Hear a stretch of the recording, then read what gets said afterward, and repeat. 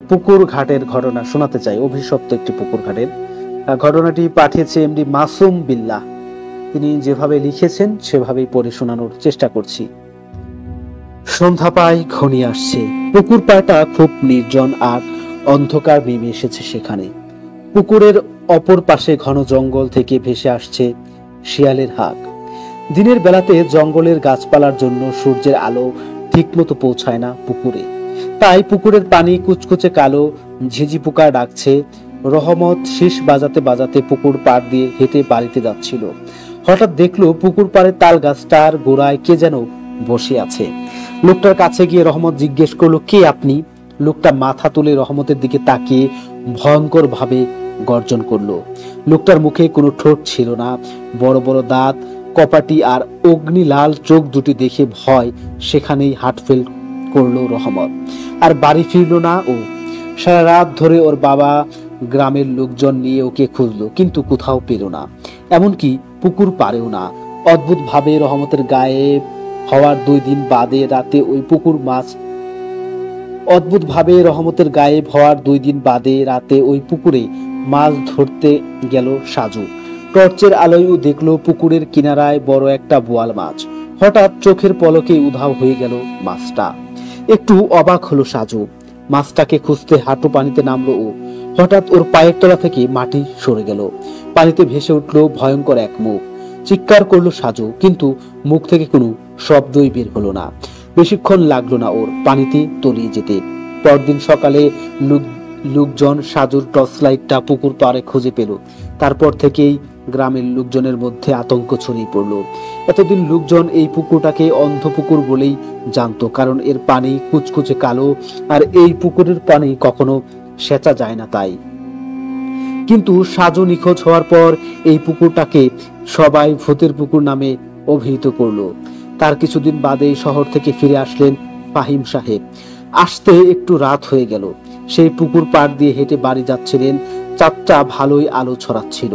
তাল গাছটার কাছে এসে দেখলেন তার 4 বছরের একমাত্র মেয়ে ঈশা গাছের গোড়ায় বসে খিলখিল করে হাসছে।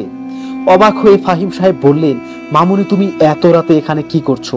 ঈশা তখন পুকুর পাড় দিয়ে হাঁটতে হাঁটতে পুকুরে নেমে গেল। ফাহিম সাহেবও ঈশা ঈশা বলে পুকুরে নেমে গেল। পুকুরে নেমে উনি বুঝতে পারলেন আসলে কত বড় ভুল করেছেন তিনি। আগেই ভাবা উচিত ছিল তার মেয়ে এত রাতে পুকুর পাড়ে আসবে কেন, আর পুকুরেই বা নামবে কেন। কিন্তু এখন আর পুকুর থেকে উঠে যাওয়ার কোনো সুযোগ নেই তার।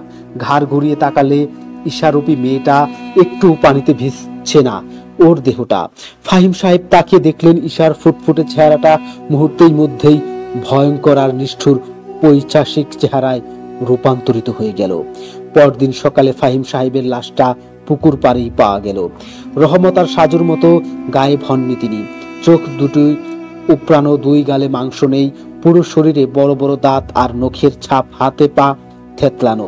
বিভৎস লাশটা দেখে গ্রামবাসীরা হয়তো বুঝতে পেরেছে কতটা ভয়ঙ্কর আর নৃশংস অদৃশ্য ঘাতক শক্তিটা। কিন্তু কেন করেছে সব? কি চায় ওটা? ফাহিম সাহেবের লাশটাকে এনে বাড়ির উঠানে রাখা হলো। কাকার লাশটা এক নজর দেখে দৌড়ে সেখান থেকে চলে আসলো দীপু। মন খারাপ করে বসে রইল বড়ই গাছের গোড়ায়। ফাহিম সাহেব দীপুর একমাত্র কাকা। ঢাকা থেকে আসার সময় কিছু না কিছু নিয়ে আসে ওর জন্য। কাকার জন্য খুব কষ্ট লাগছে ওর। মনে মনে প্রতিশোধের জন্য দিশেহারা হয়ে যায় দীপু। কিন্তু গ্রামের সবচেয়ে বোকা আর গাধা ছেলেটা হলো দীপু। কখনো ওর দ্বারা কিছু হয় না। ও সবার সাথে মিশতে চায়, কিন্তু কেউ ওর সাথে মিশে না। গ্রামের কোনো কাজে ওকে কেউ ডাকে না। ওর বাবা মাও ওর উপর বিরক্ত, তাই সবসময় মন মোরা হয়ে বসে। কিন্তু আজও দৃঢ় প্রতিজ্ঞাবদ্ধ। গ্রামবাসীর এই দুর্দিনে ও জীবন দিয়ে হলেও কিছু করবে। সন্ধ্যা নেমে এলো গ্রাম জুড়ে। পাখিরা যায় যায় নিরে ফিরে যাচ্ছে। ঘরে ঘরে সন্ধ্যা প্রদীপ জ্বলে উঠল। পুকুরের চারপাশে অন্ধকার। দীপু হাঁটতে হাঁটতে পুকুর পাড় আসলো। নীরবে এসে দাঁড়ালো পুকুর পাড়ে। ঝিঝি পোকার ডাক ছাড়া আর কিছুই শোনা যাচ্ছে না। চাঁদের অবয়বটা পুকুরের পানিতে হালকা ঢেউয়ে কাঁপছে। হঠাৎ দীপু দেখলো তাল গাছের গোড়ায় একটা গরু ঘাস খাচ্ছে। একটু অবাক হলো ও। এই সন্ধ্যা বেলায় কার গরু এখানে ঘাস খাচ্ছে? সামনে এগিয়ে গেল দীপু। কাছাকাছি আসতেই দেখলো ওটা গরু নয়, ছোট কালো একটা বিড়াল। চোখ দুটো জল জল করছে ওটার। আরো অবাক হলো দীপু, গরুটা বিড়াল হলো কি করে? বিড়ালটা ওর দিকে তাকিয়ে পুকুরে লাফ দিল। পানির উপর কিছু দূর হেঁটে অদৃশ্য হয়ে গেল বিড়ালটা। হালকা আলো জ্বলে উঠলো দীপুর হাতে ঝোলানো তাবিজটাতে। বুঝতে পারলো তাবিজের গুণেই বেঁচে গেছে ও এ যাত্রায়। মনে পড়ে গেল তাবিজটা দেওয়ার সময় সাধু বাবা বলেছিলেন, এই তাবিজটা তোমাকে সব বিপদ থেকে বাঁচাবে। হাঁটতে হাঁটতে আবার বাড়ি চলে আসলো ও। শুয়ে শুয়ে ভাবলো কাল আবার সাধু বাবার কাছে যাবে ও। গভীর রাত, চুপি চুপি একটা চোর আকবর আলীর বাড়িতে শিং কেটে ঢুকলো। টের পেল আকবর আলী। চোর চোর বলে চেঁচাতে লাগলো উনি। ঘর থেকে বের হয়ে চোরটা সোজা পুকুরের দিকে দৌড় দিল। আকবর আলীও চোরের পেছনে দৌড় দিল, কিন্তু পুকুর পার গেলেন না তিনি। চোরটা দৌড়ে গিয়ে পুকুরে ঝাঁপ দিল। ভাবলো পুকুরটা সাঁতরে পার হয়ে জঙ্গল দিয়ে পালিয়ে যাবে, কিন্তু বুঝতে পারেনি পুকুরে ঝাঁপ দেওয়া থেকে আকবর আলীর হাতে ধরা পড়াই ভালো ছিল। 20 মিনিট ধরে সাঁতরে ছোট পুকুরটা পার হতে পারছে না। যতই সামনের দিকে যাচ্ছে পুকুরটা যেন ততই বড় হচ্ছে। তখনই ভেসে উঠল ভয়ঙ্কর সেই বিবস্ত্র মেয়ের চেহারাটা। পরদিন সকালে চোরের নিথর দেহটা পাওয়া গেল পুকুর পাড়ে। পুরো শরীরে নখ আর দাঁতের দাগ। লাশটা দেখেই বোঝা যায় কতটা কষ্ট দিয়ে মেরেছে লোকটাকে। খুব মায়া লাগলো দীপুর। চোখের কোণে জল চলে আসলো ওর। এ নিয়ে চার চারটা তরতাজা প্রাণ নিল এই পুকুরটা। সেদিনই সাধু বাবার কুটিরে গেল দীপু। সবকিছু খুলে বলল। সব শুনে তিনি বললেন, তুমি 2-3 দিন পর আসবে, আর এই 2-3 দিন কেউ যেন পুকুর পারে না যায়। দীপু বাড়ি চলে আসলো। সেদিন বিকালে দীপুর সাথে দেখা হলো ওর বন্ধু মিঠুর। ওকে দেখেই মিঠু বলল, কিরে বলো, তোর তো আজকাল দেখাই যায় না, কই থাকিস? একটু কষ্ট পেল দীপু, তবে কষ্টটা লুকিয়ে হেসে ও বলল, দোস্ত আমি তো বাড়িতে থাকি, তুই এখন কই যাস? মিঠু বলল, একটু মহুয়ার সাথে দেখা করতে যাব। দীপু বলল, যেখানে যাস যা, কিন্তু পুকুর পার যাস না বন্ধু। মিঠু হেসে বলল, আরে গাধা, পুকুর পারে যাব কেন? তুই জ্ঞান না দিয়ে ভাগ এখান থেকে। দীপু চলে গেল। সন্ধ্যার পর মিঠু মহুয়াদের বাড়ির পেছনে আম গাছের নিচে অপেক্ষা করছিল। কিছুক্ষণ বাদে মহুয়া আসলো। মিঠু মহুয়ার দিকে তাকিয়ে তো অবাক। এত সুন্দর লাগছে মহুয়াকে দেখে চোখ ফেরাতে পারল না। 1 বছর ধরে মহুয়াকে দেখছে ও, অথচ মনে হচ্ছে আজই প্রথম ও মহুয়াকে দেখছে। ইশারায় মহুয়া মিঠুকে ওর পেছনে পেছনে আসতে বলল। ওর পেছন পেছনে হাঁটতে লাগলো মিঠু। মহুয়া মিঠুকে পুকুর পাড়ের দিকে নিয়ে যেতে লাগলো। পুকুর পাড়ে তালগাছটার গোড়ায় গিয়ে দাঁড়ালো মহুয়া। কেউ নেই আশেপাশে। মিঠুর হাতে হাত রাখলো মহুয়া। মিষ্টি সুরে বলল, চল জঙ্গলে যাই, ওখানে কেউ যাবে না আর দেখবেও না। মিঠু ওর কথা শুনে মনে মনে আনন্দে নেচে উঠলো। হাঁটতে শুরু করলো মহুয়ার সাথে। জঙ্গলের একটু ভেতরে ঢুকে একে অপরকে জড়িয়ে ধরলো ওরা। তখনই পুকুর থেকে উঠে আসলো মেয়েটি, বিবস্ত্র চেহারার মেয়েটা। মিঠু আর মহুয়ার দিকে ধীরে ধীরে এগিয়ে আসতে লাগলো। কিন্তু সবচেয়ে অবাক করা বিষয় হলো, ওরা ওদের জায়গা থেকে একচুলও নড়তে পারছে না, আর চিৎকারও করতে পারছে না। কাছাকাছি চলে আসলো ওটা। তখনই হঠাৎ মাঝখানে এসে দাঁড়ালো দীপু। থেমে গেল ওটা। এক নজর দীপুর দিকে তাকিয়ে অদৃশ্য হয়ে গেল।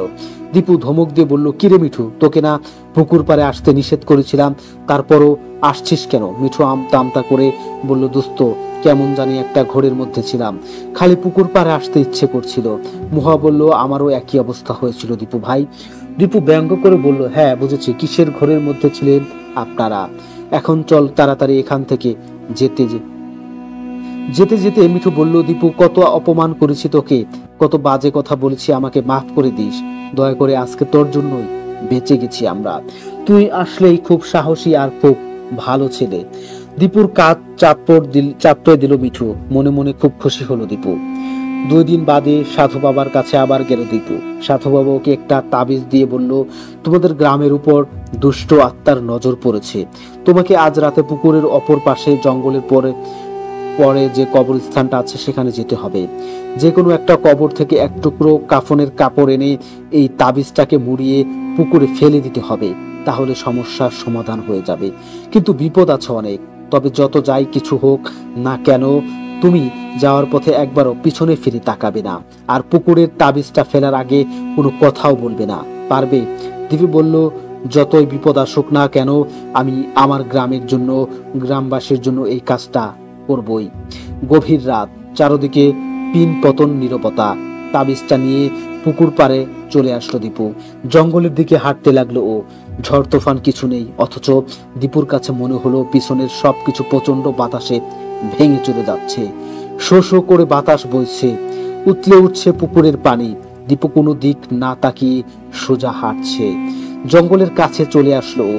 তখনই পেছন থেকে কে যেন ফিস ফিস করে বলল, দীপু পেছনের দিকে তাকাও, যেও না তুমি, যা চাও তুমি তাই পাবে, এ গ্রামের জমিদার বানিয়ে দিব তোমাকে। দীপু সে কথায় কোনো কান না দিয়ে সোজা হাঁটতে লাগলো।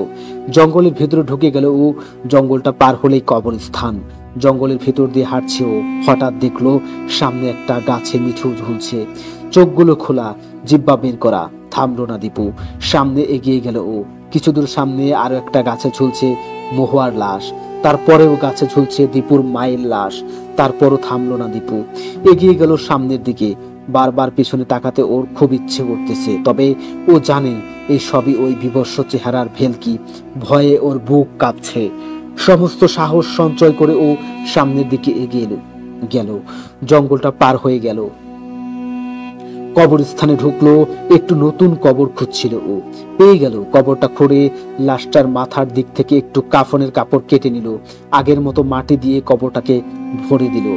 হাঁফিয়ে গেল দীপু, একটু জিরিয়ে নিল। ওর কাছে মনে হলো কবরস্থানের সব লাশ ওর দিকে তাকিয়ে আছে। আবার হাঁটতে লাগলো দীপু। হাঁটতে হাঁটতে তাবিজটাকে কাফনের কাপড় দিয়ে মুড়িয়ে ভালো মতো বেঁধে নিল। কবরস্থানটাকে পার হয়ে জঙ্গলে ঢুকে গেল ও।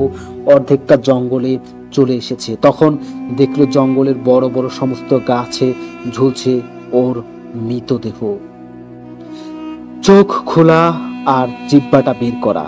থমকে দাঁড়ালো দীপু। পেছনে মনে হচ্ছে হাজার হাজার লাশ, গাছপালা সব ভেঙে ওর দিকে এগিয়ে আসছে। মনে হয় ওর পায়ে কে যেন পাথর বেঁধে দিয়েছে।